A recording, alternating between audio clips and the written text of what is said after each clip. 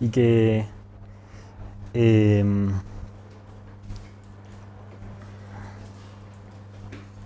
a ver, un segundo. ¿Qué pasó? Ah, es que estoy grabando las clases para dejarlas disponibles. Bueno, Sí. Oye, ¿no he tenido noticias de Néstor? de Néstor nos supone que Sergio firmó, Luis quizás firmó, ya Ya. estoy averiguando si el decano ha Uy. firmado o no. Ah, ya. Una vez que tengo esa información, igual me gustaría mandar un mail Hola. ¿Cómo estáis? para empezar a presionar un poco a Néstor. Oye, ¿cachai? Entonces, Ya. eh, Pero avanza la cosa, ¿no? ¿Cachai? Que dejé unas manzanas ahí y desaparecieron en el acto. Mañana voy a traer más. Ok, ya, acá, gracias. Hablamos mañana, ahora estoy demasiado. Dale, que estoy bien. De todo modo. Bueno, gracias por adaptarse al cambio. Espero que a nadie le haya arruinado sus planes. No debería porque se conservan los horarios y las salas. Eso espero que a todos les haya quedado claro. Solo que hoy día vamos a hacer la cátedra y mañana la auxiliar. En la auxiliar de mañana se va a ver un tutorial de ROS con Gazio y con Turtlebot, que va a ser súper útil probablemente para la mini tarea 2. Pero no va a ser interactivo. O sea, y eso no por la sala, no porque falten los computadores, porque podríamos haber conseguido esta sala, sino porque puede ser demasiado, o sea, vamos a acotar un poco la interactividad de las auxiliares porque la experiencia en la primera fue un poco, no funcionó tan bien, porque por los problemas que ustedes mismos reportaron, como que de repente andaba muy lento para algunos computadores, para otros no.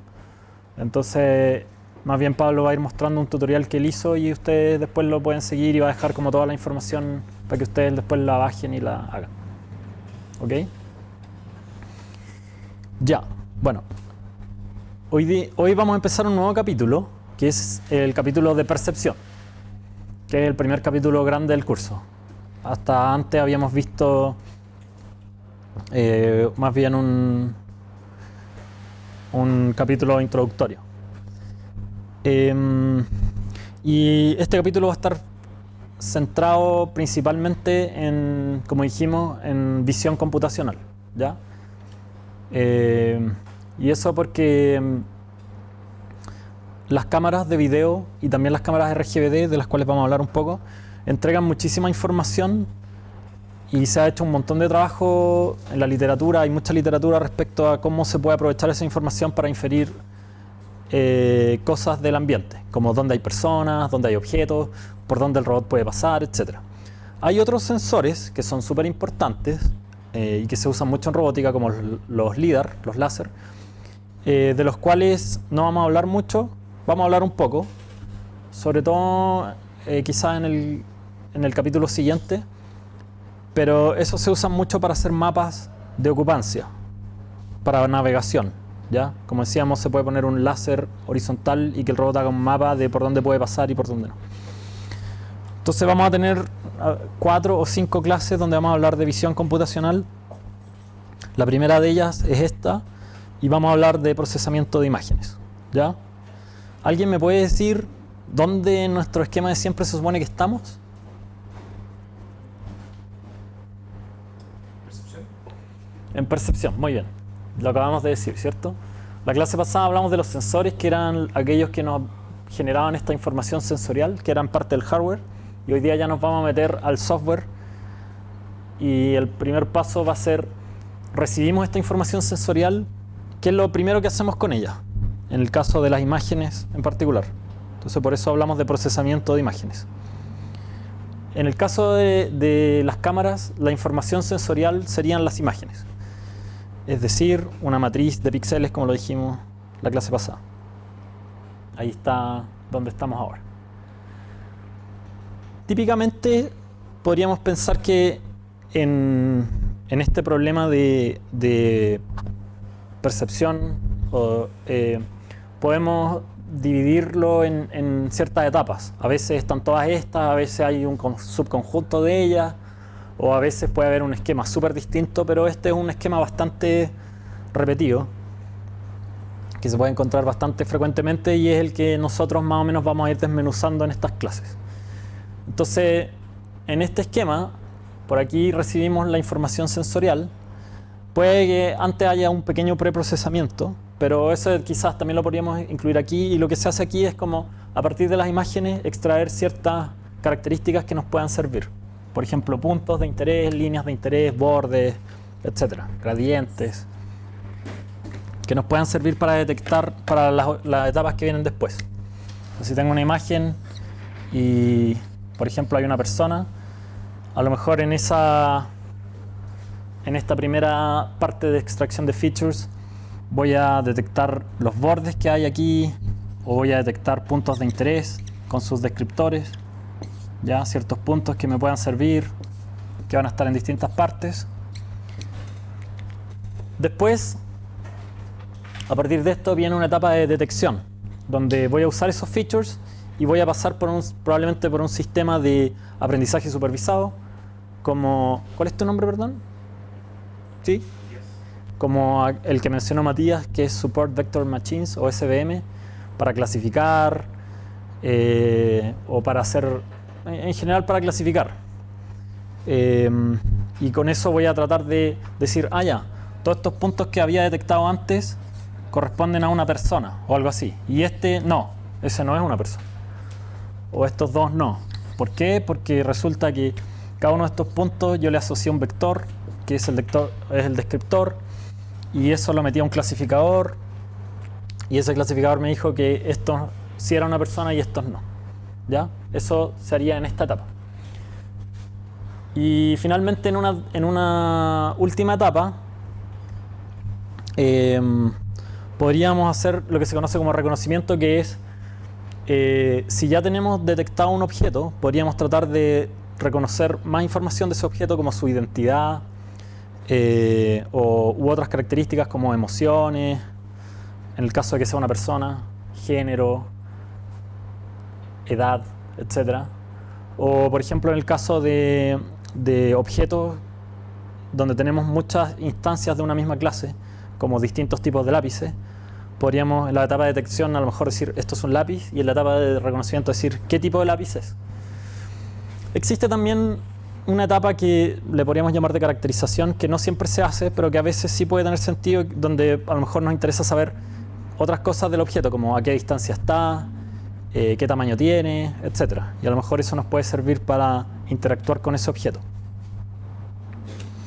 En la clase de hoy vamos, dentro de este esquema, a centrarnos principalmente aquí, en la extracción de features. O sea, cómo a partir de una imagen, que es una información, son puros números, ¿ya? Si quieren lo podemos ver como un tensor o una matriz tridimensional de números. Podemos procesar eso de manera de obtener ciertos vectores que sean relevantes para poder pasar a estas etapas posteriores.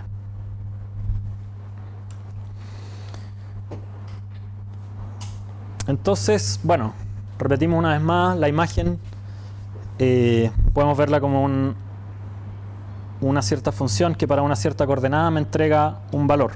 Sería como eso, ¿sí? Este sería el X, Y, y esto sería un vector que es como el color del píxel.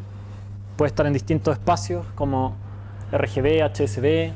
Si la imagen está en escala de grises, es simplemente un número que es una intensidad de luz. Y por lo tanto es como un gran conjunto ordenado de números. ¿Qué cosas creen ustedes que se puede hacer con eso para obtener información? Agustín.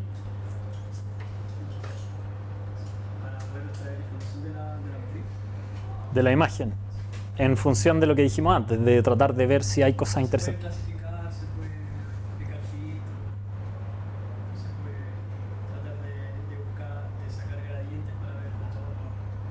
Ya, muy bien. Esos son ejemplos de cosas que vamos a ver hoy día.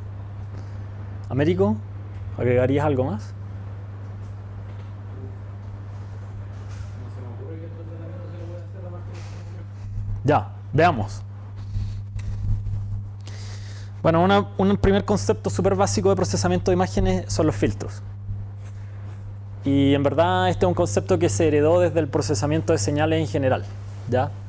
Y que por supuesto en principio se puede aplicar en una dimensión, pero en este caso lo podemos aplicar a estas imágenes que tienen 2 o 3 dimensiones. Y la gracia de los filtros es que nos permiten obtener una cierta información que depende no solamente del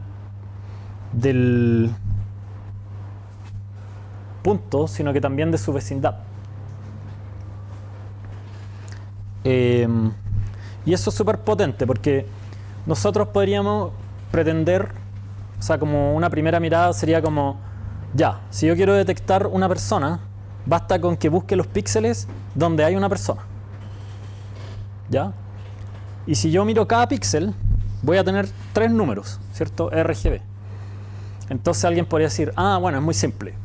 Veo cuáles son los colores que tienen, por ejemplo, la piel de las personas, y después hago un clasificador y digo, tomo cada píxel y veo si corresponde a piel o no piel, y en base a eso encuentro dónde están las personas.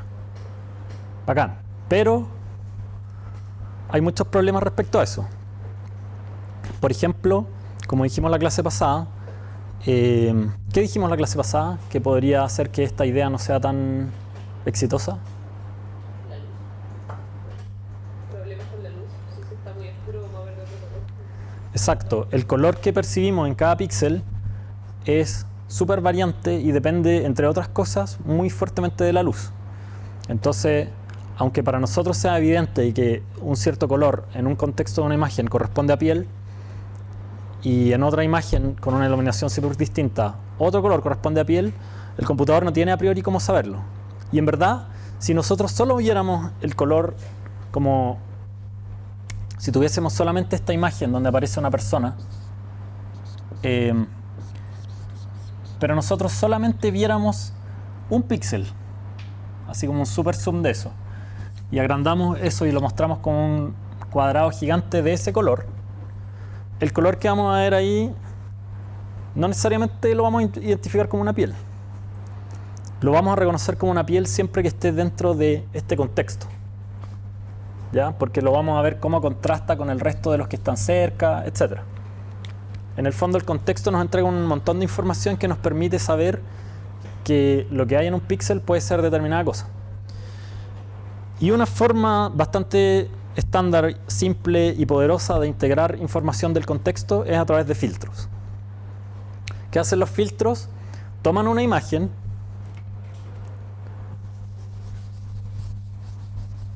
toman una cierta imagen original, le aplican un cierto filtro y nos entregan otra imagen, donde ahora para cada píxel de esta nueva imagen filtrada, llamémosle F a esta, va a estar de alguna manera incluida información de un píxel que estaba en la misma posición de ese, pero además de una vecindad de ese píxel, ¿ya? O sea, no solamente este píxel va a influir a ese, sino que una cierta vecindad. ¿Qué tan grande es esa vecindad? Depende del filtro. Y en general los filtros lineales tienen un tamaño que precisamente corresponde con el tamaño de esa vecindad. Aquí hay un ejemplo para una dimensión, ¿ya? En este ejemplo, una dimensión significa que hay una señal. Esa señal es esta señal azul, ¿ya? O sea, es un escalón.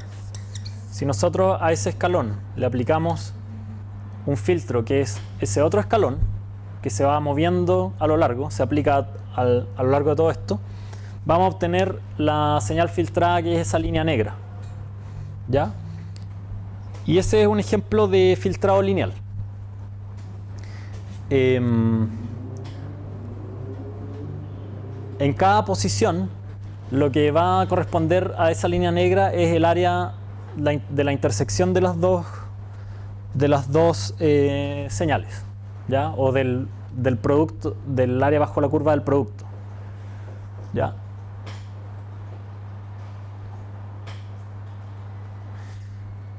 Bueno, las propiedades importantes que tienen estos filtros lineales son, una es que son invariantes al desplazamiento, en el sentido de que si yo tengo una cierta vecindad, por ejemplo la cara de una persona, con un cierto fondo aquí, y aplico un filtro, lo que voy a obtener en este píxel sería lo mismo que si esa misma vecindad se encontrara acá. La misma información obtendría en el píxel correspondiente acá, ¿ya? O sea, el valor que voy a obtener aquí es una función de los valores que tenía en la vecindad acá, pero no de la posición de este píxel. ¿Sí? ¿Se entiende eso? Ya. Otra cosa importante es que en los filtros lineales tenemos la propiedad de superposición, ¿ya? Lo cual quiere decir que si nosotros sumamos varias imágenes de estas filtradas, es lo mismo que si le aplicásemos una vez el filtro a la suma de las imágenes originales, ¿ya? Que es lo que aparece ahí. O sea, la suma de varias imágenes filtradas es lo mismo que el filtro de la suma de las imágenes originales, ¿sí? Y otra propiedad importante es el escalamiento.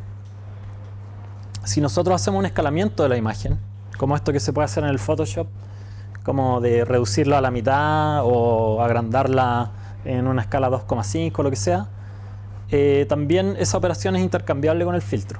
O sea,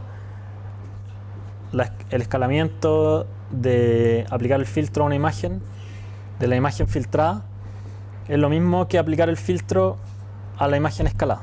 Igual depende si el filtro tiene como de radio constante. O sea, al filtro también uno le pasa un parámetro según de escalamiento. O sea, si uno, por ejemplo, hace un filtro gaussiano, así, le pasa un factor de escalamiento. Pero si la cuestión es píxeles alrededor de un punto, no va a ser el mismo filtro. Si es que tiene una imagen. Sí. Tienes razón, déjame pensarlo un poco.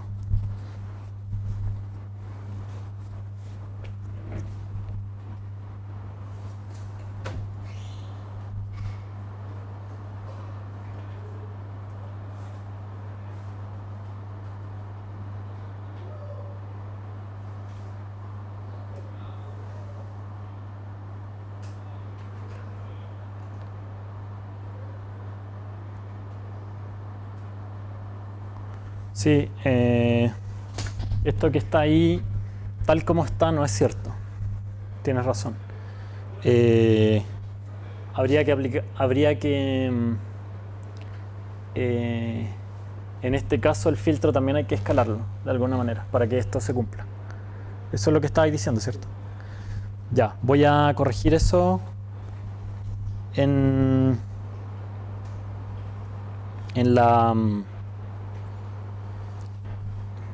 la diapositiva que voy a subir. Gracias por la acotación. Bueno, hay distintos tipos de filtros. Algunos importantes son los filtros lineales, ¿ya? Que son los que se hacen como una especie de convolución, como el ejemplo que veíamos aquí. Este sería un filtro lineal para una dimensión, pero esta misma idea se puede aplicar para dos dimensiones. Un ejemplo de ellos son el filtro gaussiano, ¿ya? Donde en una dimensión el filtro se ve de esta manera, como una gaussiana, que tiene un dominio acotado, eso sí. Y en dos dimensiones la idea es utilizar una gaussiana bidimensional, ¿ya? Que como no la podemos dibujar, o sea, bueno, uno la podría dibujar más o menos como una cosa así, pero que en este otro eje también es como una gaussiana, ¿ya?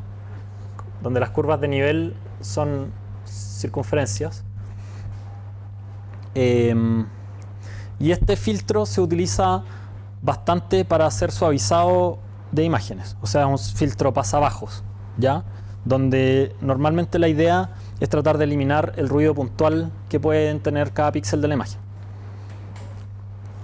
asumiendo que no hay grandes variaciones entre vecinos. Y por lo tanto también ese tipo de información de los bordes se pierde con este tipo de filtros pasabajos como el gaussiano. También hay filtros pasaltos que tienen el efecto inverso, que es como tratar de acentuar los bordes, ¿ya? Y un típico filtro de ese estilo en una dimensión se vería como así, ¿ya? O una versión binaria de ese, perdón, una versión binaria de un pasabajo, en verdad, en vez del gaussiano sería como una cosa así, ¿ya? Tienen más o menos el mismo efecto, solo que tienen propiedades un poco distintas que son un poco más técnicas y no vamos a entrar en esos detalles ahora. Esta sería como una versión suave, tipo derivada de gaussiana de un filtro pasalto. También puede haber una versión binaria como esto, ¿ya? Y en ambos casos este tipo de filtros va a responder a los gradientes altos o a los bordes. Esos son ejemplos de tipos lineales, o sea, perdón, sí, de ejemplos de filtros lineales. Otro tipo de filtros son los filtros no lineales. Por ejemplo, un ejemplo clásico de un filtro no lineal es el filtro de mediana. ¿Alguien tiene alguna idea de qué es el filtro de mediana? Para eliminar el ruido se llama sal y pimienta. Sí, se usa para eliminar el ruido sal y pimienta. ¿Qué es el ruido sal y pimienta? Cuando de repente hay puntitos negros o blancos en la imagen y se quieren borrar. Son más o menos aleatorios. Claro, se conoce como sal y pimienta porque en imágenes se ven como puntos negros y blancos. La sal sería blanca y la pimienta negra. Pero si lo vemos como en una dimensión, nosotros podríamos asumir que tenemos como una cierta imagen que cumple una cierta función y a eso le agregamos un ruido que son como pics muy puntuales y hacia arriba o hacia abajo. Esto sería como un ruido sal y pimienta. Y el tema es que si usamos un filtro pasabajos como los que vimos, como un escalón o como un filtro gaussiano, ¿qué cosa pasaría? Va a promediar sobre los alrededores, entonces cuando hay pics, alrededor va a quedar también aumentado el ruido. Claro. O sea, mucho. La idea de un filtro pasabajos sería, lo que buscaríamos sería tratar de eliminar este ruido. O sea, aquí estamos asumiendo que en el fondo lo que hay subyacente de esto y lo que nos gustaría recuperar sería la función azul y nos gustaría eliminar esos puntos verdes. Entonces lo que haría un filtro pasabajos como el gaussiano, como bien dijo Matías, sería promediar. O sea, por un lado se produciría un efecto que nos gustaría, que es que esto se acerque para allá. A lo mejor eso va a quedar por ahí y esto también por aquí. Se va a acercar bastante a esa curva. Incluso si el filtro es lo suficientemente ancho, se puede acercar harto. Pero va a ocurrir otro efecto y es que este punto va a influenciar a los vecinos también. Entonces, en verdad, la función que vamos a recuperar es como una cosa así, donde ese error se va a suavizar, pero también va a afectar a los vecinos. ¿Se entiende? Sería como la función negra. Eso obviamente en el caso de una imagen en 2 dimensiones. El filtro de mediana, en cambio, ¿alguien aparte de Matías sabe lo que hace? ¿Cómo se calcula el filtro de mediana? Se toma la vecindad y se calcula la mediana y el puntito del medio también va a calcular la mediana. Muy bien. ¿Y tú por qué sabes eso? Porque estoy en el curso de procesamiento igual. ¿En serio? Ah, qué bueno. ¿Con quién? Con Manuel Vargas. Ah, ya. Ah, con tu profe de... ¿Quién más está en ese curso? 3. Tú no, tú ya lo hiciste. Sí. ¿Quién más lo hizo? De hecho, éramos los únicos 2 alumnos en este pasado. Ah, y lo hace todos los semestres. Creo que no. Ya. Bueno. Para los que están en el curso ya lo hicieron. Espero que no sea demasiado fome escuchar esto de nuevo. Pero lo que dijo Romina es la respuesta correcta. Lo que se hace con un filtro de mediana es que se toma un cierto tamaño de una vecindad y el valor que voy a poner aquí es la mediana de todos los puntos que habían en esa vecindad en la imagen original. Entonces, por ejemplo, en este caso, este punto queda súper abajo, ¿ya? Pero la mediana probablemente va a ser este punto que está aquí al lado. Entonces, el valor con el que me voy a quedar aquí va a ser el de ese punto de al lado, que probablemente es muy parecido al punto de la imagen original. ¿Ya? Y en general, en los casos en los cuales no tengo ruido, asumiendo que la función es monótona en ese intervalo, o sea, es siempre creciente o siempre decreciente, la mediana va a coincidir justo con el punto que me interesa. ¿Sí? ¿Cuándo puede no funcionar tan bien? ¿Alguien lo sabe? Cuando hay mucho ruido. ¿Ah? Cuando el ruido es demasiado grande. O sea, hay demasiados puntitos en la imagen. Claro, por ejemplo, y otro ejemplo podría ser, por ejemplo, si en la señal hay un pic, efectivamente, que es muy afilado para la escala de la mediana. ¿Qué va a pasar ahí? Va a suavizar el pic, ¿cierto? Porque si la escala de la mediana es esta, del filtro, la mediana aquí va a estar más o menos por ahí, digamos. Entonces la función va a quedar como con esa forma. Pero para el ruido, de nuevo, sal y pimienta, o sea, valores puntuales, y para funciones que son monótonas, o sea, localmente monótonas, es decir, que no tienen como estas componentes de frecuencia tan altas en relación con la escala del filtro, el tamaño que tiene, funciona bastante bien.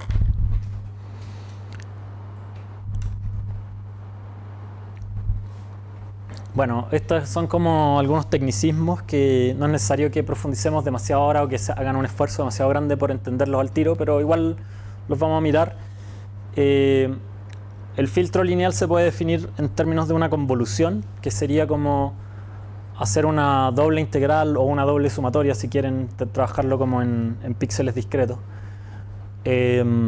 donde en el fondo se va desplazando el filtro a lo largo de la imagen, en ambas dimensiones. ¿Ya? Esa definición es como bien teórica. En verdad, en la práctica nosotros trabajamos con imágenes donde las dimensiones de espaciales X e Y sí son discretas y por lo tanto son sumas y que además no van de menos infinito a infinito, sino que van desde, si quieren, 0 hasta el número de filas de la imagen y de 0 al número de columnas de la imagen. Pero lo que está adentro sí se mantiene. En el fondo, como digo, ponemos la imagen fija y vamos desplazando el filtro en todas direcciones y así vamos viendo cuál sería el valor que tiene la imagen filtrada. Bueno, esta es una forma corta de notar una convolución, y lo que sí es importante es que esto tiene propiedades como, por ejemplo, la conmutatividad y la asociatividad. Ya. Esto obviamente, como dijimos, se puede discretizar y es lo que hacemos en la práctica, porque las imágenes no son continuas en el espacio, ni tampoco en los valores que tienen. Y lo que hacemos es hacer una suma ponderada de los píxeles en una vecindad rectangular. En este caso, en este ejemplo, es cuadrada. ¿Alguien me puede decir qué tipo de filtro sería este dentro de los que hemos mencionado?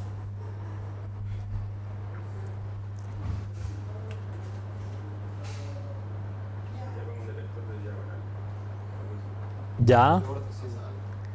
Es un pasalto, muy bien. Detector de bordes, sí. Diagonal. Filtro lineal, sí. Es un filtro lineal de 3×3 que es pasalto.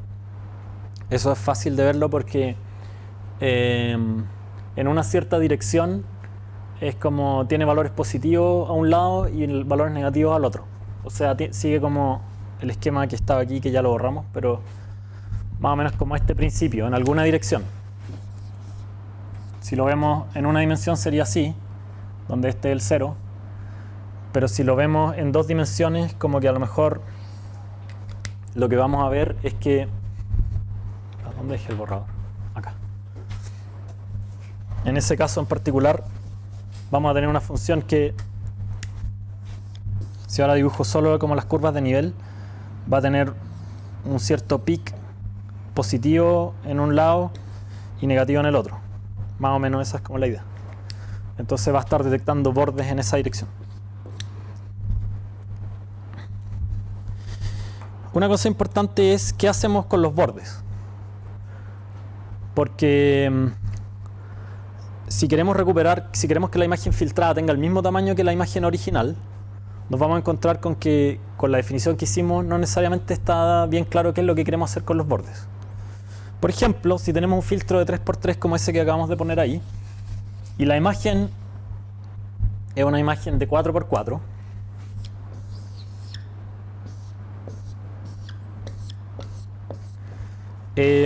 yo tengo claro, y suponiendo que mi imagen filtrada que quiero obtener también es de 4×4,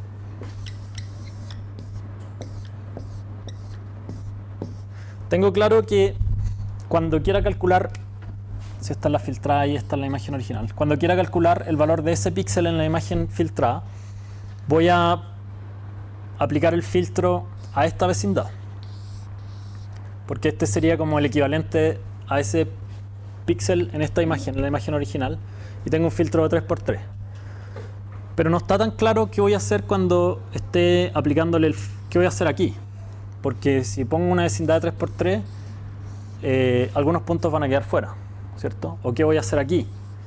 Lo mismo, van a quedar varios puntos fuera. Entonces, ¿qué se podría hacer en ese caso? Agustín. Sebastián, ¿es tu nombre? ¿Qué se podría hacer en ese caso? Se pueden replicar los bordes. Muy bien. Qué creativo. ¿Ya? ¿Y eso qué significa? Poner los mismos números que tiene al lado. ¿Cómo? Poner los mismos números que tiene al lado. O no sé, se podría cerrar como siendo como un tipo así. Abierto. Bueno, dos opciones bastante comunes son poner ceros aquí. Lo cual tendría ¿cuál efecto?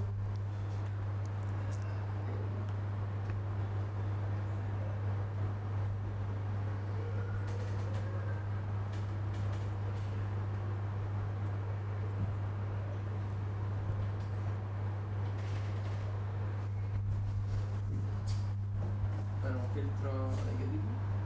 Lineal.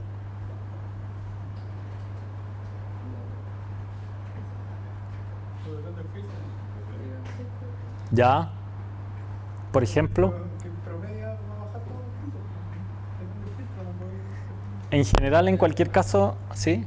Depende de la imagen también. O sea, si son puntos muy altos y la orilla es cero, va a bajar eso. Pero si son puntos bajos y la orilla es cero, va a quedar como igual. Ya, si un filtro pasa abajo en general y ponemos puro cero, va a tender a atenuarse, o sea, a acercarse hacia cero el valor en los bordes, ¿cierto? Si un filtro pasa alto,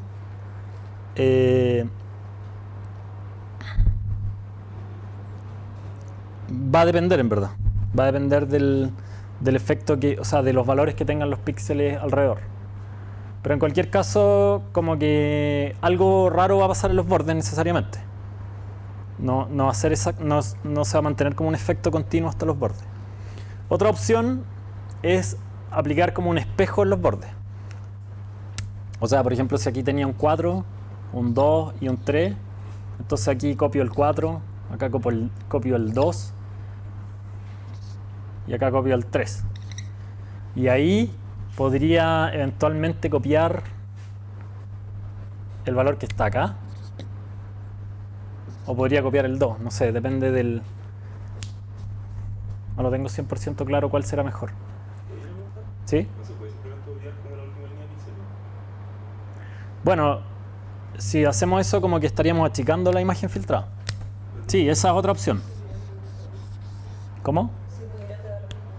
Si es muy grande y el filtro es chico puede dar lo mismo. Hay casos en los cuales podría darnos lo mismo. En realidad todo depende de la aplicación y de las dimensiones de las imágenes, como dijo Romina. Claro, y si no lo obviamos y hacemos esto, igual tenemos que saber qué es lo que estamos haciendo, po. O sea, como que tampoco podemos obtener una información con tanta información en los bordes como la tenemos más hacia el centro, en cualquier caso.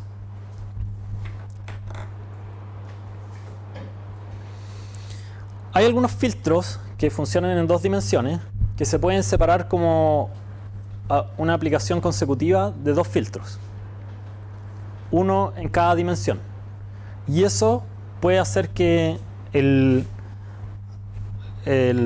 tiempo de aplicar el filtro lo cual siempre en procesamiento de imágenes, en realidad en todo lo que vamos a ver en el curso, es muy muy relevante la complejidad computacional de los algoritmos que usemos. Si podemos separar el filtro en dos filtros lineales, pero de una dimensión cada uno, vamos a ganar harto en complejidad computacional. ¿Por qué? Porque en el caso de un filtro de n por m, necesitamos n por m multiplicaciones en el caso original, pero si lo podemos separar, en realidad necesitaríamos solamente n más m. ¿Ya? ¿Alguien me puede decir un ejemplo de un filtro separable? Algunos detectores de Borg se pueden separar en vertical y horizontal y detecta líneas verticales y horizontales. Cualquiera de los dos. Ya. Claro, pero a ver. Sí. Por ejemplo, si tenemos un filtro que detecta líneas horizontales, pero es un filtro de 3×3,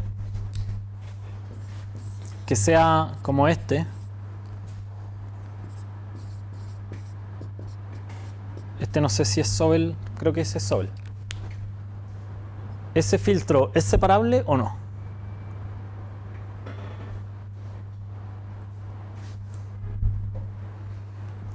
¿Lo puedo escribir como una multiplicación de un vector por un vector acostado?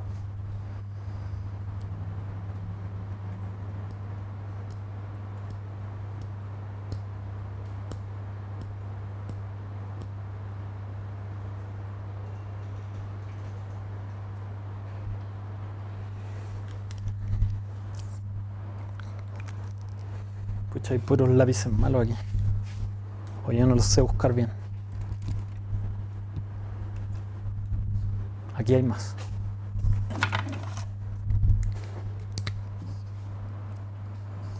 Existe como un vector y un vector acostado, tal que cada elemento de estos corresponda con la multiplicación de uno y uno de esos, de esa manera.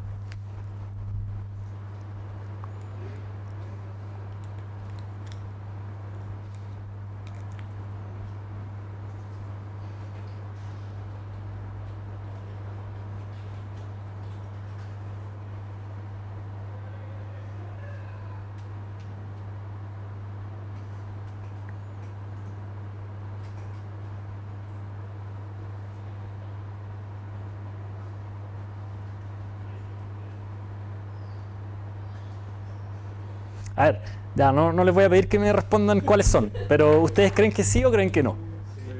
¿Quién cree que sí? 1, 2, 3, 4, 5, 6, 7, 8, 9. ¿Y quién cree que no? 1, 2. ¿Pero ustedes no votaron que sí? Ah, ya. Bueno. Vamos a aplicar democracia y vamos a decir que sí. No, la respuesta es sí. ¿Ah? 1, 1, 1, 1, 0, menos 1. Sí. Si multiplicamos eso por eso, obtenemos eso. ¿Sí? Por lo tanto, aplicar este filtro es lo mismo que aplicar primero ese filtro a toda la imagen y después aplicar ese filtro a toda la imagen. Pero el aplicar este filtro a toda la imagen implica hacer 9 multiplicaciones por cada píxel de la imagen, mientras que aplicar estos dos significa hacer 6. O sea, esto es mucho más eficiente y esa diferencia se nota mucho más cuando los filtros son más grandes. Y en este caso no se puede obviar las tres últimas, solo se puede multiplicar por el primer vector y el perito, ¿no? En este caso, porque meto 1, 1, 1. ¿Tú dices que es equivalente multiplicar a eso que multiplicar por eso? En este caso sí. No. ¿Por qué no? Porque... ¿Ah? Sí. ¿Alguien más iba a decir algo? El aplicar solo esto tiene un efecto súper puntual. En cambio tiene un cierto... considera más información de la vecindad horizontal. O sea... ¿Por qué el primer ponderado? Claro, en verdad creo que esto estaría mejor definido aún si esto fuese un sexto. Un sexto, ya, pero bueno, da lo mismo, esto igual funciona.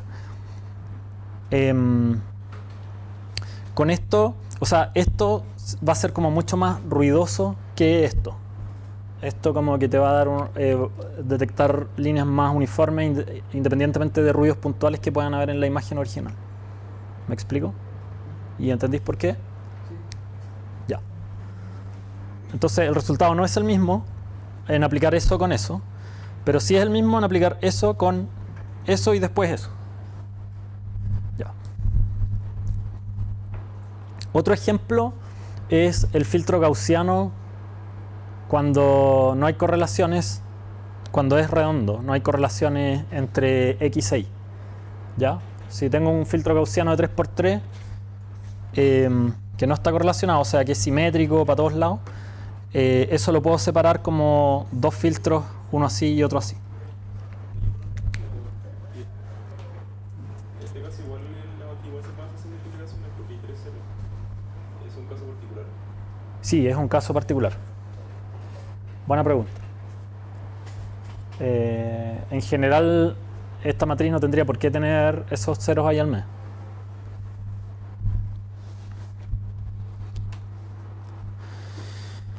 Ya, bueno, como ya dijimos, y vamos a repetir un poco, un filtro pasabajos tiende a promediar una vecindad, disminuye el ruido. El ruido, con ruido nos referimos a este ruido puntual que aparece en cada píxel. Quizás sería bueno mencionar, ya que no lo mencionamos antes, que las tecnologías que hay de cámaras muchas veces se modelan como que hay un sensor donde cada píxel corresponde a un receptor de luz que se estimula con la luz que va llegando en distintas frecuencias, como vimos, pero además está sujeto a otro tipo de efectos que hacen que puedan tener ruidos puntuales en una determinada imagen y que no está muy correlacionado con lo que le ocurre a sus vecinos. Entonces, como decíamos, si lo que la imagen debería mostrar es una cosa como así, en verdad aquí va a aparecer un cierto ruido que está en torno a eso. ¿Sí? Un ruido entre comillas blanco, ¿ya? Y los filtros pasabajo aprovechan el hecho de que ese ruido no está correlacionado especialmente y además que la imagen sí debería estar más o menos correlacionada espacialmente, salvo en los bordes, para permitir corregir un poco esto y comerse un poco este ruido, ¿ya? Y recuperar un poco la imagen. El problema que tienen los filtros pasabajo, si uno quisiera recuperar la imagen, es que cuando la imagen efectivamente sí tiene bordes, el filtro pasabajo va a tender a suavizar esos bordes. Entonces aquí, que la imagen original tenía esa forma, el filtro va a tender a suavizar ese borde y vamos a perder información. Eso es lo que dice aquí cuando dice que introduce blur, o sea, se pierden las frecuencias más altas. Y disminuye el ruido, que es esto, y también el aliasing, que es otro problema que ocurre cuando tenemos una imagen que tiene un cierto patrón. Por ejemplo, si le estamos sacando fotos a una tela que tiene un cierto patrón, y eso de alguna manera se suma con la resolución de la imagen, produciendo como que se produzca un patrón dentro de la imagen que en verdad no tiene que ver con la imagen original directamente, sino como con cómo esas dos frecuencias se juntan. Es un efecto técnico que no sé cómo explicarlo mejor. A lo mejor alguien... Como cuando saca una foto de una tele y se ve la rayita. Sí, ese es otro ejemplo. O también si el mismo efecto temporalmente se puede observar cuando en un video se produce flickering con ese tipo de luces. Pero no sé si alguien tiene una explicación mejor que la mía. Bueno, la que dijiste tú está súper buena. Sí, no quiero entrar en eso. No quiero entrar en explicaciones teóricas porque no creo que vayan a aportar para el público presente. Podría parecer al hecho que la cámara graba constantemente como un arcoíris subiendo por la vez. Claro, eso es un aliasing. Pero como digo, tiene relación con ir submuestreando, con que los píxeles son discretos y van submuestreando a una cierta frecuencia espacial Y hay otro fenómeno que tiene otra frecuencia espacial, entonces eso hace que a veces calcen, a veces no, hay como una cierta... Esas imágenes que tienen como líneas y que tú las miras y se ven como que se mueven, es por eso, típicamente en la pantalla.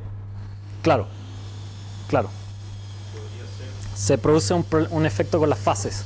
por ejemplo, cuando uno le saca una foto quizá a un ajedrez o a un patrón Sí. cuadriculado, que sea muy fino, la foto quizás no se va a ver el ajedrez, sino que se va a ver dos rayas negras juntas, dos blancas juntas. Sí, también pasa ese tipo de cosas. Ya, bueno, los filtros pasabajos tienden a eliminar el efecto del aliasing también. Algunos tipos de filtros pasabajos son una media móvil simplemente, que sería como este, onda, un noveno multiplicado por puro 1 de 3×3. El de mediana, que es no lineal, que es el que explicó Romina, y uno gaussiano. Esos son ejemplos. Y ahora un pequeño ejemplo práctico de filtrado. Si tenemos un cierto filtro, bueno, aquí en este ejemplo se plantea en función de la convolución, así que por eso se rota esta imagen. Pero podemos pensar como que estuviésemos... Perdón, este es el filtro. Espero que no me pase nada malo. Este es el filtro, se rota y se va aplicando en esa imagen que está allá. Pero esto solamente porque estamos pensando en términos de convolución. En verdad, si fuésemos multiplicando píxel a píxel, no necesitamos hacer esta rotación. Llegamos y lo ponemos allá. Que es como quizás la forma más simple de verlo. Entonces, si tenemos ahora este filtro, ahí podemos ver lo que va ocurriendo. En la imagen original que está allá, vemos qué parte del filtro coincide para ese píxel que está ahí y multiplicamos elemento por elemento. Entonces allá tenemos un 2 en el centro que se multiplica por el 2 de la esquina y da este 4 de acá. Después allá hay un 1 que se multiplica con el 2 de allá y da este 2 de acá. Abajo hay un menos 1 que se multiplica con el 2 de allá y da este menos 2 de acá. Y en la esquina de abajo hay un 1 que se multiplica con ese 1 y da este 1 de acá. Con respecto a los bordes, ¿qué estrategia se está usando acá? Rellenar con 0, ¿cierto? Porque no se consideró lo que pasa ahí. Y finalmente lo que se hace es sumar todos estos y con el resultado de la suma escribirlo acá. Entonces ahí vamos a quedarnos con un 5. Fíjense que en este caso el efecto de considerar ceros hace que a partir de la imagen original lleguemos a un valor súper aumentado. Ahí. Igual eso va a pasar porque el filtro no estaba parametrizado, o sea, la suma no es 1. Es cierto. El hecho de que esté eso aumentado ahí no depende solamente del hecho de que hayan ceros, sino también de que el filtro no está normalizado, como dice su compañero. Pero ambas cosas influyen en este caso, porque de hecho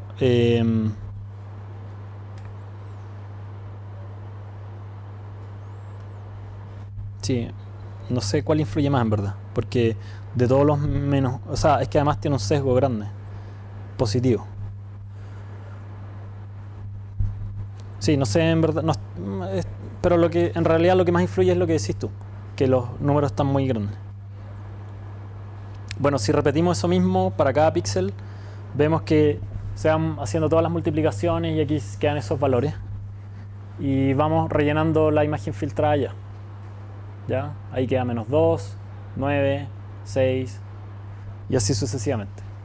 ¿Alguna duda respecto al filtrado lineal?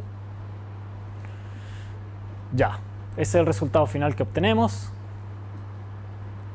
Y algunos ejemplos, por ejemplo, si hacemos un suavizado gaussiano, si tenemos esta imagen original y aplicamos un filtro de 7×7, llegamos a esa imagen que está allá. Si se fijan, como bien dijimos, acá se pierden un montón de los detalles, se pierden como las frecuencias más altas, los bordes, se suavizan mucho. Y también puede ocurrir un efecto en el cual se elimine ruido, que aquí en verdad en esta imagen y con la resolución que tiene y con la calidad con la cual se ve proyectada ahí quizás sea más difícil notar eso. Pero, por ejemplo, en esta sombra de aquí se puede ver que hay como ciertos puntos que se podrían atribuir a ruido que ya desaparecen un poco. Ya es más difícil visualizar eso directamente.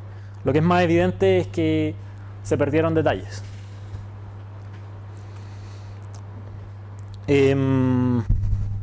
Bueno, un ejemplo notable de este tipo de filtros es el kernel gaussiano, del cual ya hablamos. Aquí está la fórmula explícita, que no es más que la fórmula de una gaussiana de 2 dimensiones. ¿Ya? Hay una exponencial de la suma de los cuadrados, asumiendo que estamos centrados en 0, dividido por una cierta varianza. Y esto es como un factor de normalización. Una gracia que tiene este filtro es que tiene simetría rotacional, ¿ya? En teoría, si el filtro fuese continuo, va a suavizar de la misma manera en todas las direcciones, a diferencia de otros que hemos visto. En el caso discreto, ese efecto se va más o menos a observar, sobre todo si el filtro es grande, ¿ya? Si el filtro es solamente de 3×3, en verdad hay ciertas direcciones nomás donde va a suavizar y otras en las cuales no, porque ni siquiera están muy bien definidas para filtros tan chicos.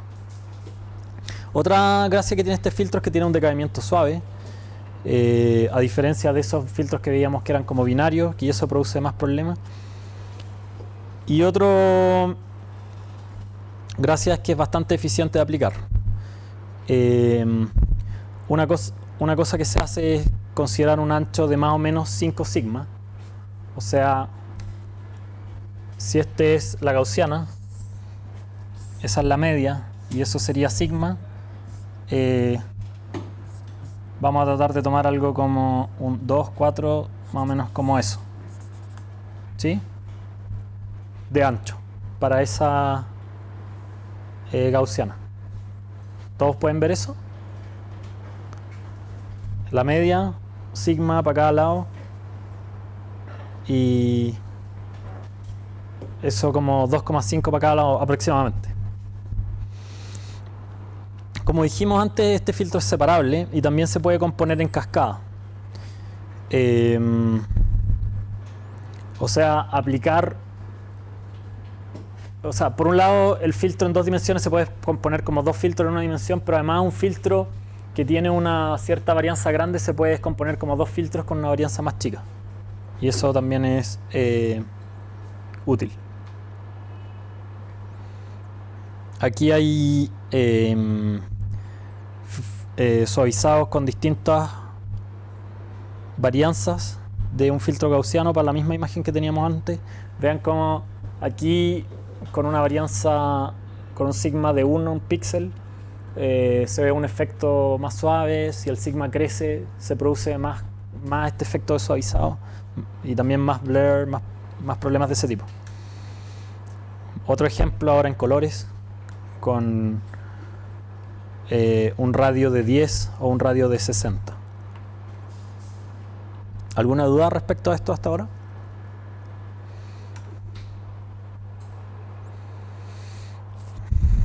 Ya. Otro tipo de filtros que pueden ser interesantes son los pasaltos. Un ejemplo en una dimensión lo tenemos en este gráfico. En este caso hay una señal en una dimensión que sería esa señal roja, y si aplicamos a esa señal ese filtro que está ahí, menos 1, 0, 1, vamos a obtener la señal azul que está acá. ¿Qué gracia tiene esa señal? ¿Qué información nos entrega con respecto a la roja? ¿Ah? Los flancos. Los flancos, claro, como los bordes, los flancos, están como súper individualizados. En cada salto grande que hay aquí en la señal roja, acá aparece un pic, ya sea negativo o positivo. Entonces, si yo aplico este filtro y después pongo un umbral y puedo detectar rápidamente todos estos pics, puedo saber rápidamente dónde allá en la imagen original habían bordes. ¿Ya? Este tipo de filtros son buenos para encontrar bordes o gradientes. Precisamente en esa línea podemos definir el gradiente de una imagen. como un campo vectorial. ¿Alguien se acuerda lo que era un campo vectorial? Ya que estamos con tantas reminiscencias de plan común.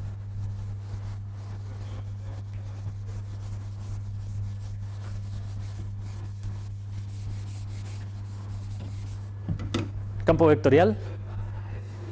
Campo vectorial. Por aquí. ¿Alguien tiene campo vectorial? Como ponerle flechita a cada píxel en la dirección de donde cambió con respecto al vecino, a la vecindad. Ya, muy bien. Sí, esa es como la aplicación de un campo vectorial a las imágenes. Campo vectorial se define como una función definida en un cierto espacio donde cada valor que toma esa función es un vector. ¿Ah? Puede ser de Rn a Rn, ¿sí? En este caso, de hecho, es de Rn en Rn. En este caso, el gradiente es una función que para cada, como dijo su compañero Matías, para cada posición o píxel de la imagen me va a dar un vector. ¿Sí? Me va a decir hacia dónde está creciendo en intensidad la imagen. Y para poder calcularlo, de nuevo, si nos vamos como al campo teórico y asumimos que el espacio de la imagen es continuo, lo podemos ver como una derivada. Como las derivadas parciales de la imagen con respecto a la posición X y a la posición Y. Entonces, este vector, sus coordenadas X, Y van a ser la derivada de la imagen con respecto a X y la derivada de la imagen con respecto a Y. ¿Sí? Los cuales las podemos notar como, cada una de las cuales se puede ver como una imagen por separado. ¿Ya? Podemos encerrar esta información en dos imágenes. La imagen gradiente en X y la imagen gradiente en Y. En estas imágenes, ahora, cada píxel no va a ser un vector, sino que va a ser un número, un escalar, que sería la primera componente de ese vector y la segunda componente de ese vector. ¿Sí? ¿Alguna duda? ¿De qué nos sirve esto? Bueno, una primera cosa interesante es que los bordes van a ser los lugares donde el gradiente sea alto. ¿Ya? Y además, el gradiente nos va a decir no solo dónde está el borde, que sería como los pics del gradiente, sino también en qué dirección va el borde. Porque si yo tengo una imagen donde tengo una parte que es como de esta forma, bueno, la idea era que eso fuese negro. Aquí, por ejemplo, esto se va a detectar un borde. Pero no solo eso, sino que también el gradiente, porque va a haber un gradiente alto, pero no solo eso, el gradiente va a apuntar hacia allá. ¿Ya? Y eso me va a indicar que no solo que ahí hay un borde, sino también la dirección de ese borde, hacia dónde crece la intensidad.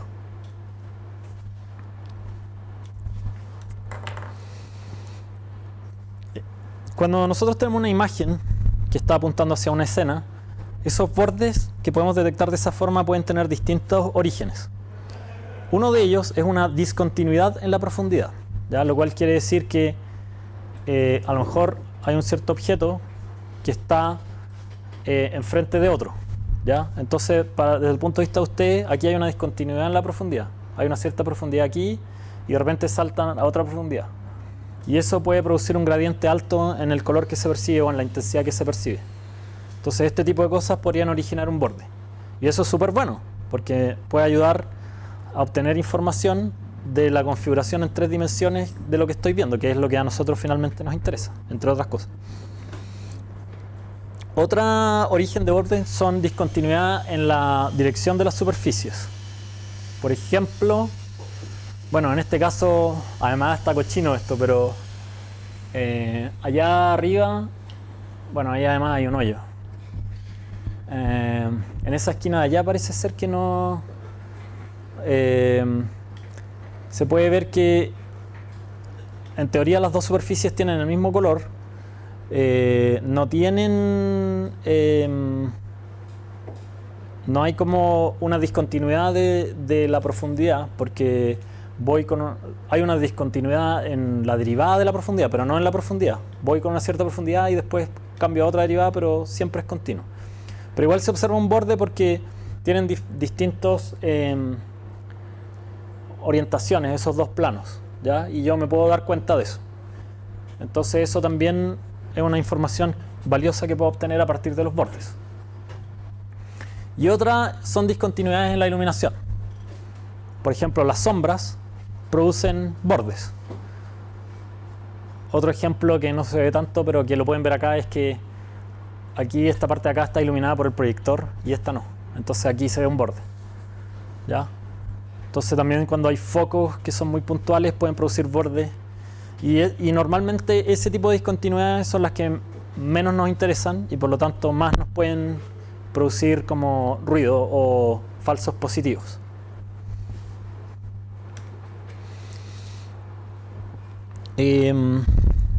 Existen al menos dos tipos de bordes que vamos a poder detectar. Uno son los bordes tipo escalón, que son esos que están ahí a la izquierda, donde esta pendiente puede ser más o menos empinada. Y otros son los tipo rampa, donde tenemos un valor, subimos hasta un pic y bajamos. O el pic, o puede ser un valle. Tenemos un valor, bajamos y subimos. Para poder buscar bordes, normalmente seguimos el siguiente esquema. Primero filtramos, suavizamos la imagen, luego calculamos los gradientes, luego buscamos, como decíamos antes, ponemos un umbral sobre el cual vamos a decir que algo es un borde o no, porque puede ser que hayan valores bajos que correspondan a ruido, y luego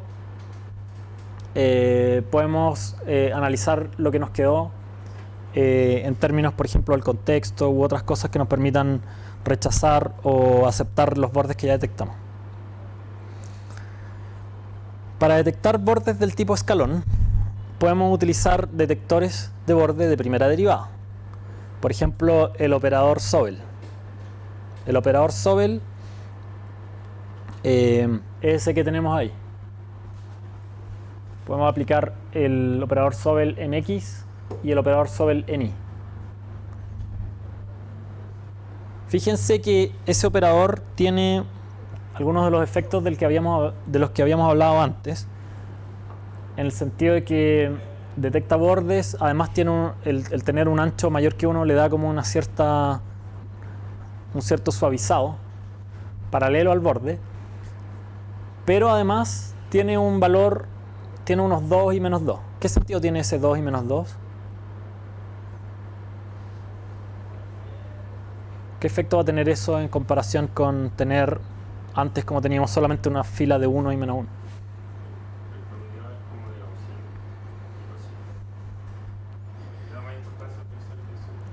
Exacto. Que en el caso original el píxel del centro tiene el mismo efecto que, o la fila del centro o la columna del centro tiene el mismo peso en el cálculo del borde que sus vecinos. Y quizás queremos darle una importancia a los vecinos, pero que la importancia del mismo píxel sea mayor que la de los vecinos. Eso se logra con ese efecto. ¿Este filtro sería separable? ¿Sí? ¿Sí? ¿Y cuál sería la forma de separarlo? 1, 2, 1, 1, 0, 1. Exacto. 1, 2, 1, 1, 0, menos 1. Ya. Existen otros filtros que también se pueden usar para ello, que son, por ejemplo, el filtro derivada de gaussiana, que es un filtro, si esta es una gaussiana, la derivada de la gaussiana tiene una forma como así.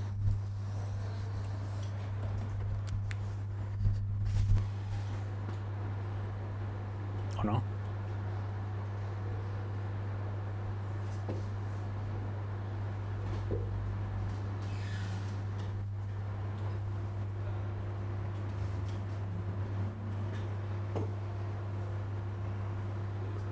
Sí, más o menos así.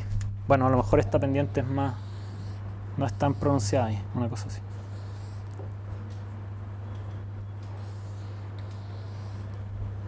Algo así. Y que converge a 0. Ese también es un tipo de detector de bordes.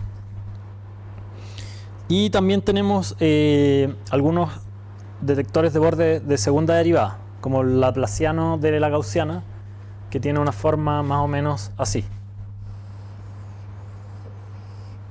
¿Ya? En este es especial para detectar los bordes de tipo rampa. Perdón, ¿cómo le pusimos?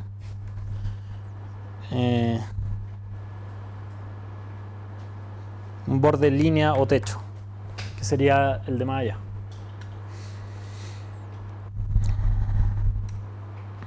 Bueno, aquí hay un ejemplo de derivadas de gaussiana en 2 dimensiones. Fíjense que más o menos es esa forma, pero puesta en 2 dimensiones. Y aquí está el laplaciano de gaussiana, que es como un sombrero. ¿Alguna duda hasta ahora?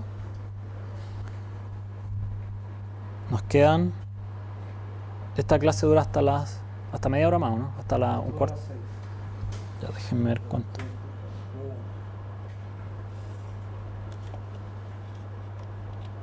Ah, ya, estamos bien.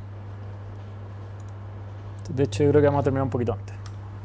Ah, no, pero ahí podemos complementar con algo más. Ya. Bueno, si tenemos ahora una imagen de este estilo y aplicamos un filtro detector de voltajes como el Sobel, lo que vamos a obtener es que cuando el filtro está en una parte más o menos constante, como esa parte que está donde hay puros ceros, la respuesta del filtro va a ser cercana a 0.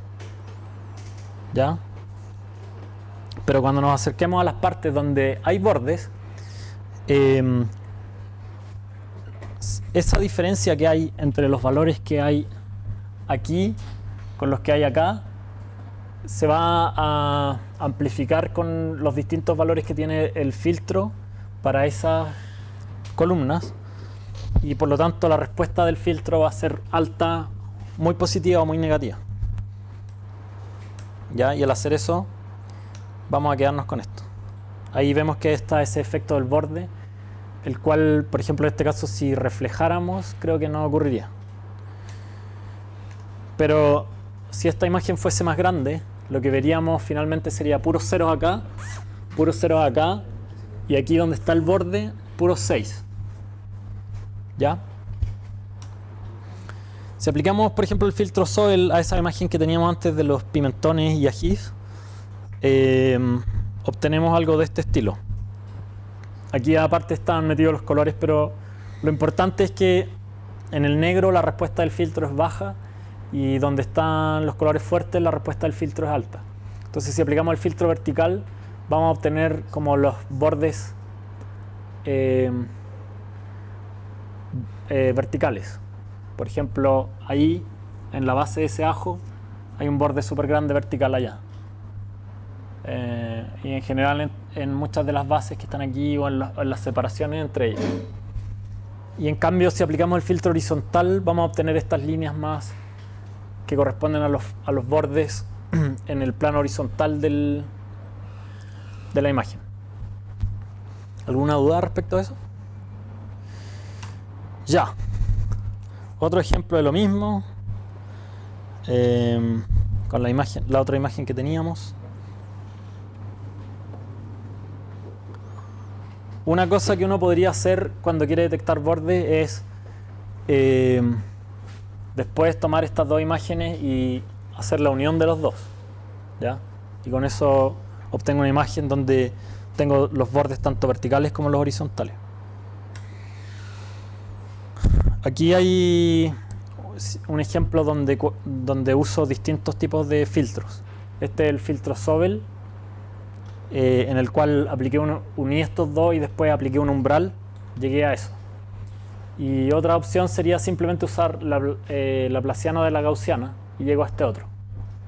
¿Qué les parece la diferencia entre ambos? ¿Qué pueden decir de uno comparado con el otro? La ecuación es más sencilla. Ya. Parece ser más isotrópico también.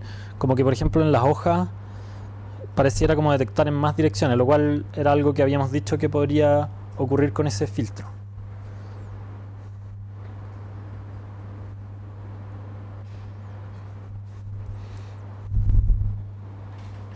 Igual lo de más o menos sensible también depende de los parámetros que uno le ponga a cada uno.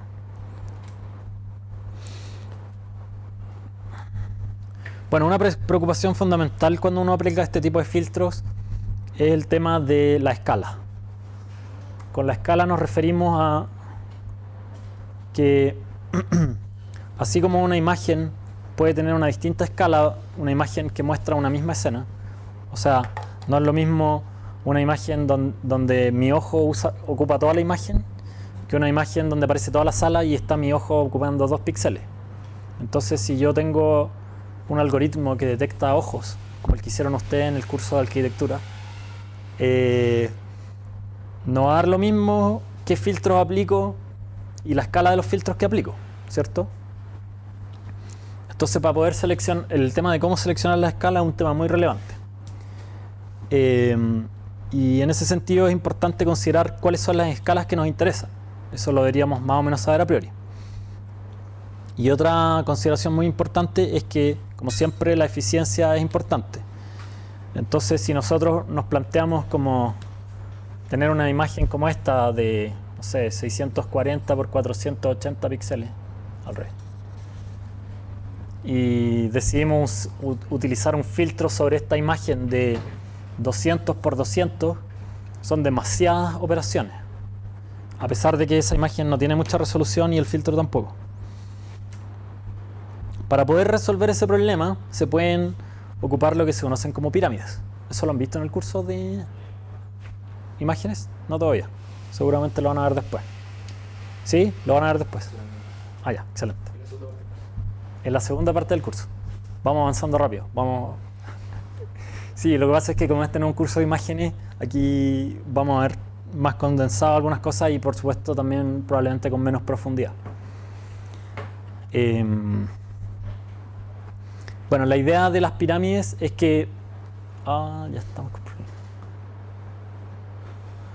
problemas.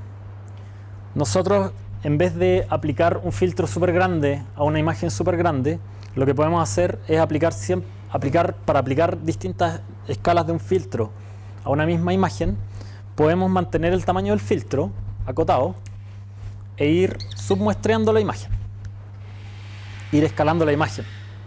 Entonces es equivalente la información que puedo obtener. Si tomo esta imagen y le aplico un filtro chico, un filtro grande, un filtro más grande, un filtro más grande y hasta un filtro del tamaño de la imagen, a aplicar siempre este filtro chiquitito, que es barato de aplicar, e ir cambiándole el tamaño a la imagen. Entonces tomo ese filtro y se lo aplico a toda la imagen. Después le cambio el tamaño de la imagen, la achico y le aplico el mismo filtro chiquitito. Y eso es equivalente a aplicar un filtro un poco más grande a la imagen completa. ¿Es equivalente en qué sentido? En el sentido de que la información que voy a obtener al construir esta pirámide que se llama, ¿por qué se llama pirámide? Porque cuando aplico este filtro chiquitito a la primera imagen, obtengo una imagen del mismo tamaño que la imagen original. Pero después voy a submuestrar esta imagen y la voy a achicar. Me voy a quedar con una imagen más chica y le vuelvo a aplicar ese mismo y obtengo una imagen filtrada de este tamaño más chico. Y después la vuelvo a achicar. Y así sucesivamente hasta que me quedo con una imagen muy pequeña. Esto se conoce como una imagen, como una pirámide, perdón.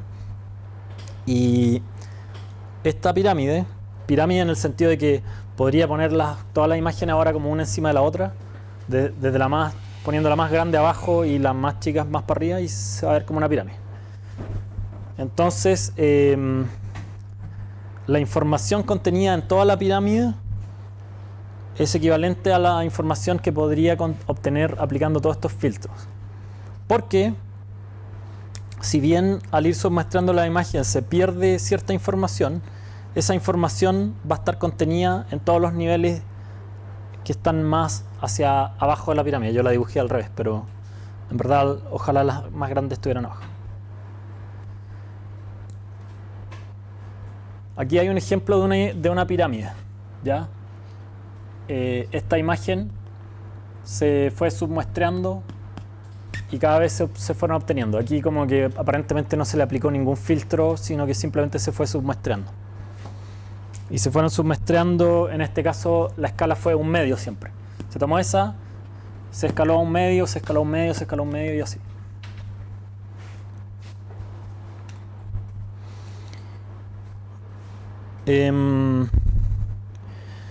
Si nosotros al hacer eso, vamos aplicando un filtro gaussiano cada vez, vamos a obtener lo que se conoce como una pirámide gaussiana, ¿ya?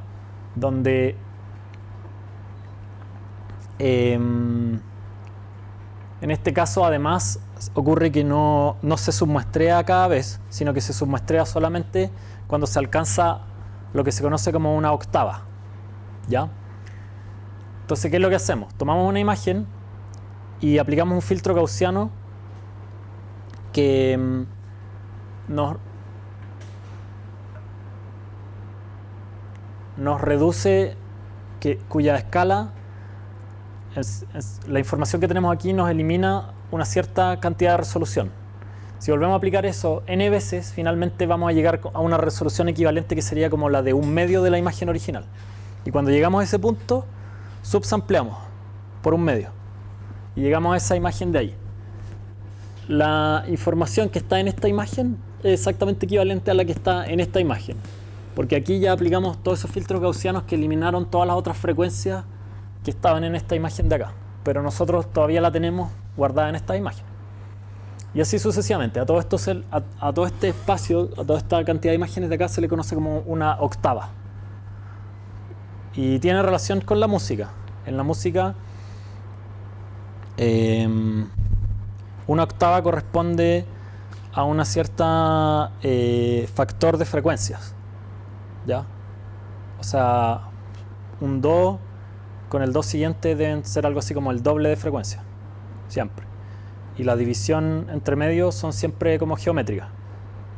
¿Alguien sabe más con precisión lo que estoy diciendo para la música o no? Ya, entonces, bacán. No, pero si no me equivoco es el doble, una octava, y aquí también. Y también como que las notas en música serían, hay una progresión geométrica, cada semitono es como multiplicar la frecuencia por un factor que siempre es constante para cada semitono. Déjenme ver cuánto nos queda. Ah, esta es la última. Ya.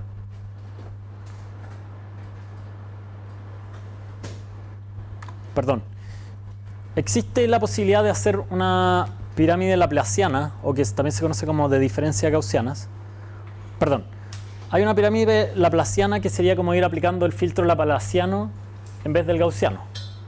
Pero esa muchas veces se aproxima utilizando una pirámide que se conoce como diferencia de gaussianas. La pirámide de diferencia gaussiana lo que hace es tomar esta pirámide gaussiana e ir guardando las diferencias entre cada par de imágenes consecutivas. Entonces, en esta pirámide de diferencia gaussiana guardo la primera imagen y después empiezo a guardar las diferencias entre esta y la segunda, y así sucesivamente. Perdón, no guardo esta, guardo las puras diferencias y al final guardo la última, que sería como tener la información de menos frecuencia de todas. Y con esa información, sumándole todas estas, puedo reconstruir toda la pirámide gaussiana y reconstruir por lo tanto la imagen original. ¿Alguna duda respecto a eso? Bueno, aquí hay unos ejemplos de cómo aplicar, del resultado de aplicar la pirámide gaussiana o laplaciana. En este caso, si no me equivoco, cada octava tiene solamente una imagen. O sea, el filtrado es siempre por la mitad, por la mitad, por la mitad. No como acá que hay como 5 etapas por cada octava. Entonces esa es la imagen original. Ahí está submuestrada por la mitad, por la mitad, por la mitad, por la mitad y por la mitad. Esta imagen contiene la información de frecuencias más bajas de esta imagen de acá. ¿Ya? Es como una versión súper pixelada de esa imagen. Súper borrosa y súper pixelada. En la pirámide laplaciana o de diferencia gaussiana, esta imagen, que es la de menor frecuencia, coincide exactamente con esa. Pero las que vienen a continuación no, porque son como la diferencia entre esa y esa, ¿ya? Y por lo tanto corresponden a una parte de las frecuencias que estaban contenidas en la imagen original. Aquí están las frecuencias más bajas, pero en la que viene están las frecuencias bajas, pero que no son exactamente estas, sino que están corridas un poquito más altas, que serían estas de acá. Esta un poquito más alta, y así sucesivamente hasta las frecuencias más altas, que son los bordes. Ya en el nivel más bajo de la pirámide, si no me equivoco, están las frecuencias más altas. Aquí fíjense que están como justo los bordes que estaban en esa imagen. Y aquí están como los bordes de una frecuencia más baja. Y aquí está como las frecuencias más bajas de esto. ¿Alguna pregunta? Ya. Con eso terminamos la clase de hoy. La próxima clase, que va a ser el jueves, vamos a hablar de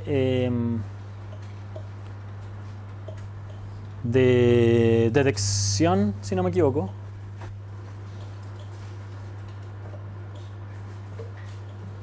No, vamos a hablar de puntos descriptores, de puntos de interés y descriptores.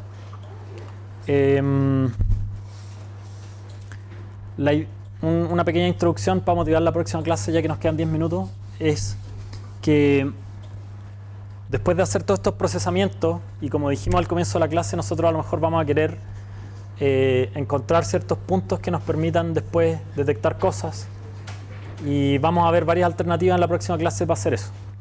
¿Ya? Estos puntos de interés se pueden usar para detectar objetos, pero también para calzar imágenes. Por ejemplo, estas cámaras que sacan fotos panorámicas pueden utilizar este tipo de puntos para hacer calces entre dos imágenes consecutivas y ver cómo pegar una con la otra. Y también, más adelante vamos a ver una cosa que se llama odometría visual, donde, si se acuerdan, odometría es cuando el robot tenía los ojos cerrados, pero igual más o menos cachaba por dónde iba caminando. A veces uno puede no tener este sensor odométrico, pero solo con lo que veo más o menos intuir cómo me estoy moviendo. O sea, no intuir, calcular o estimar. Y para eso lo que se hace es calzar una imagen con la imagen consecutiva y ver cómo cambió, de ahí a ahí. ¿Ya? Y con las transformaciones geométricas entre una y otra, yo puedo saber, como veo cómo los objetos se mueven con respecto a mí, cómo me estoy moviendo yo con respecto al mundo. Y ahí también puede servir el tener estos puntos de interés para calzar la imagen. Ya, con eso terminamos la clase. Si alguien tiene alguna duda respecto a cualquier cosa del curso, ya que nos sobra un poco de tiempo, puede hacerla ahora. Yo tengo la duda esta que posté en el foro, que la matriz de rotación, ¿Ya? que la matriz de rotación, Sí, sí. como que, según yo, están cambiados los signos. Pero te respondieron, yo vi las respuestas y estaban bien lo que te respondieron. Sí, pero no me queda claro. Ya. Bueno, simplemente el tema es que, siguiendo la regla de la mano derecha, si tú giras en torno a Z, vas de X a Y.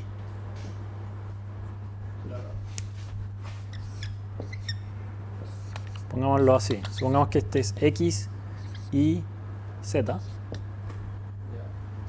Si yo tomo la regla de la mano derecha, si giro en torno a Z, es lo que vimos en la segunda clase o primera, no me acuerdo. La segunda.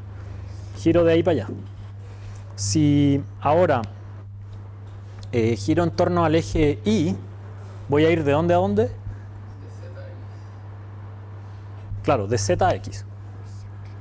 Y si giro en torno al eje X,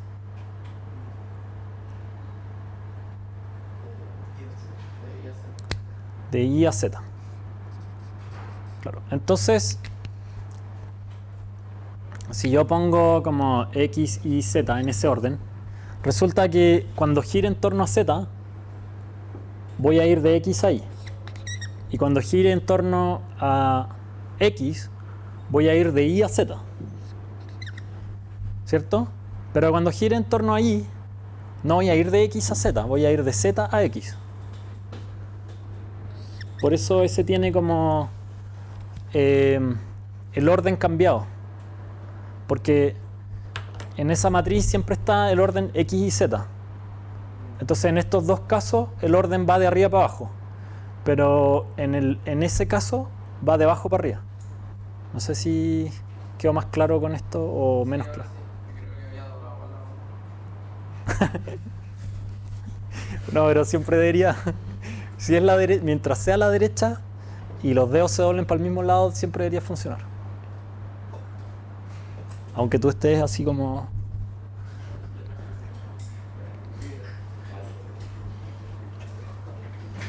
¿Alguna otra duda? El auxiliar del martes va a ser como del simulador y empezar por la mini tarea. La auxiliar del martes va a centrarse en cómo se va a tratar de cómo correr el Turtlebot en Gazebo, Ya. lo cual es un input indispensable para hacer la mini tarea. O sea, en teoría igual lo podrían hacer. Si googlean cómo hacerlo, hay un tutorial y es directo, pero ahí lo van a explicar paso a paso. La auxiliar, repito, no va a ser aquí, va a ser donde era la cátedra, la de mañana. Y no se van a usar los computadores, así es que por ese lado no va a haber problema. Muchas gracias por su asistencia, que les vaya muy bien.